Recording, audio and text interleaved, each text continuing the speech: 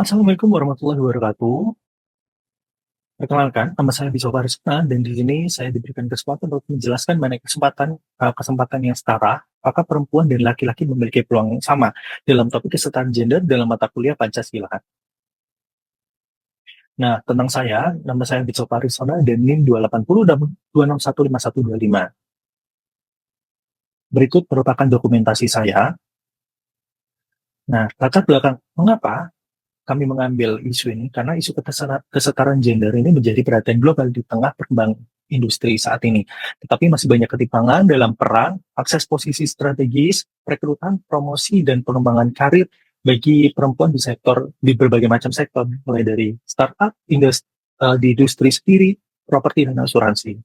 Kemudian terjadinya hambatan sistemik dalam kesetaraan gender, meliputi bias kultural, persepsi gender yang mengakar, dan struktur organisasi yang tidak inklusif, seperti stereotip yang menganggap perempuan itu tidak cocok dalam manajerial. Bahkan terdapat juga shifting standar dalam sebuah evaluasi dan fenomena glass ceiling yang menghambat perempuan itu naik jabatan. Kesenjangan di ruang sosial juga terlihat jelas di pusat kebugaran di mana fasilitas itu sering dirancang tanpa mempertimbangkan kebutuhan khusus bagi para perempuan. Nah, di sini akan terciptanya batas yang tak kasat mata yang mengurangi kenyamanan dan partisipasi mereka. Misalnya prevensi layanan atau desain lingkungan yang tidak mendukung yang dapat memperkuat dia secara tidak langsung. Dan seperti yang terlihat dalam kasus komunitas gym di mana preferensi klien uh, berdasarkan penampilan atau asumsi gender itu tetap menjadi tantangan meskipun komposisinya pelatih saat ini imbang. Tetapi isu ini bahkan bisa lebih diperparah karena kurangnya keamanan di ruang publik seperti kasus catcalling dan lain-lain. Nah, rumusan masalah ada 4, yaitu yang pertama, apakah terdapat kesetaraan kesempatan bagi laki-laki dan perempuan dalam proses perekrutan kenaikan jabatan serta memungkari di berbagai macam sektor ini. Kedua, bagaimana keterlibatan dan representasi perempuan dalam komunitas teknologi dan fasilitas publik seperti di pusat kesehatan. Kemudian ketiga, apa saja hambatan organisasi, budaya, dan kebijakan yang menghambat tercapainya kesetaraan gender di tempat kerja dan komunitas. Yang keempat adalah strategi yang dapat diterapkan untuk mendorong lingkungan kerja sosial yang lebih inklusif dan adil secara gender. Nah, hasil temuan saya di lapangan untuk sosial komunitas gym sendiri adalah komunitas gym menunjukkan kesetaraan gender yang oke dengan komposisi laki yang seimbang antara laki-laki dan perempuan, mencapai rasio 50-50. Dan ini mencerminkan uh, upaya inklusif dalam distribusi peran dan keberhasilan di komunitas ini sangat bergantung pada personality dan kemampuan individu itu dalam menangani klien-klien mereka, bukan pada gender, sehingga ini akan menciptakan sebuah lingkungan kerja yang dimana terfokuskan pada kompetensi per individunya. Selain itu, akses terhadap pelatihan dan kompensasi gaji diberikan secara merata tanpa membedakan gender, yang menunjukkan komitmen terhadap keadilan dalam peluang sebagai sarana untuk pengembangan karir. Namun tetap ada tantangan, terutama bagi preferensi klien yang kadang-kadang berdasarkan penampilan yang secara tidak langsung dapat memperkuat bias gender dan mempengaruhi persepsi terhadap pelatih perempuan. Menyoroti bahwa meskipun langkah awal menuju kesetaraan telah dicapai, tetapi tetap diperlukan kesadaran dan strategi tambahan untuk mengatasi hal ini, terutama bagi pengaruh budaya eksternal yang masih membentuk dinamika ruang sosial seperti di gym. Kemudian ini hasil temuan kami di berbagai macam sektor, di perusahaan kawasan industrial yang mana temuan perempuan punya peran strategis dalam koordinasi eksternal. Tantangan utamanya pembagian waktu antara pekerjaan dan peran domestik yang dibutuhkan untuk mentoring khusus bagi perempuan. Kemudian bagi startup lokal juga memiliki temuan tidak ada diskriminasi gender, kesempatan setara, dan budaya kerja yang inklusif dan CSR.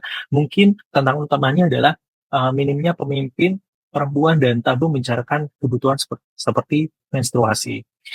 Kemudian yang ketiga ada startup luar negeri Singapura, dan dari temuan ini kami menimbulkan pendidikan setara di keluarga yang open-minded, promosi berbasis merit.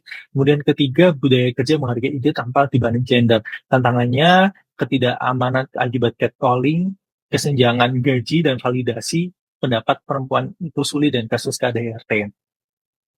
Hasil temuan lainnya, freelance software engineer, temuannya tidak ada diskriminasi IP, kemudian kinerja dinilai berdasarkan performa, kesetaraan dicapai via budaya cuti dan tingkat kesetaraan di Indonesia 6/10 dan swasta itu lebih progresif.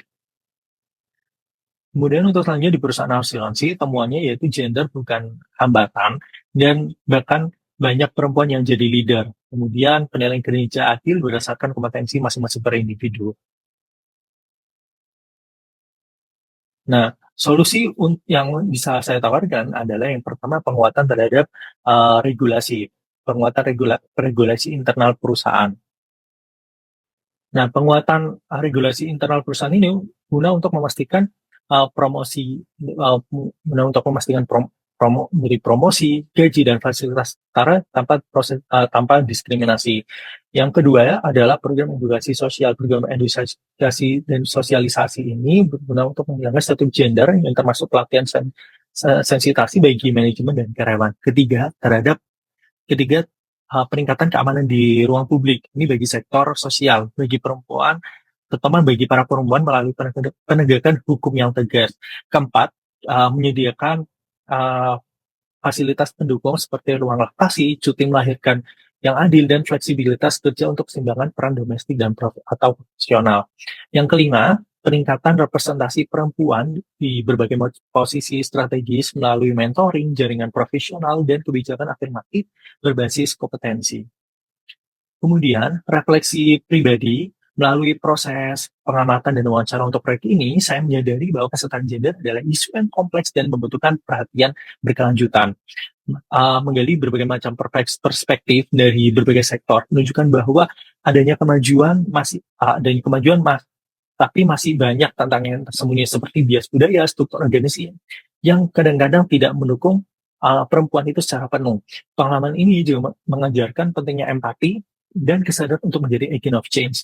Baik di lingkungan kerja maupun sosial, saya sendiri belajar bahwa langkah kecil seperti mendukung kebijakan yang inklusif atau mempromosikan dialog secara terbuka itu dapat memberikan efek atau dampak yang besar dalam menciptakan lingkungan itu yang adil dan inklusif. Refleksi ini juga diperkuat komitmen saya untuk terus belajar dan berkontribusi pada masyarakat untuk yang lebih setara.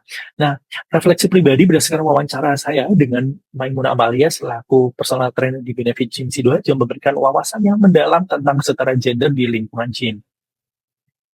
Perjalanan dari anggota gym sampai menjadi personal trainer atau pelatih profesional menunjukkan bahwa passion dan dedikasi itu dapat menembus stereotip karir yang sering didominasi oleh laki-laki.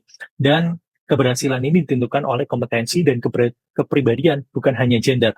Namun tantangan seperti preferensi klien berdasarkan penampilan mengingatkan akan adanya bias yang halus yang perlu diatasi.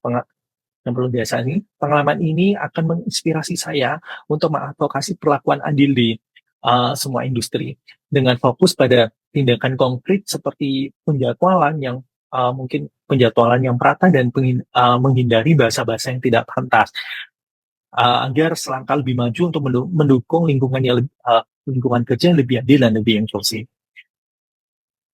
Mungkin sekian dari saya. Jika ada kesalahan kata mohon dimaafkan. Wassalamualaikum warahmatullahi wabarakatuh.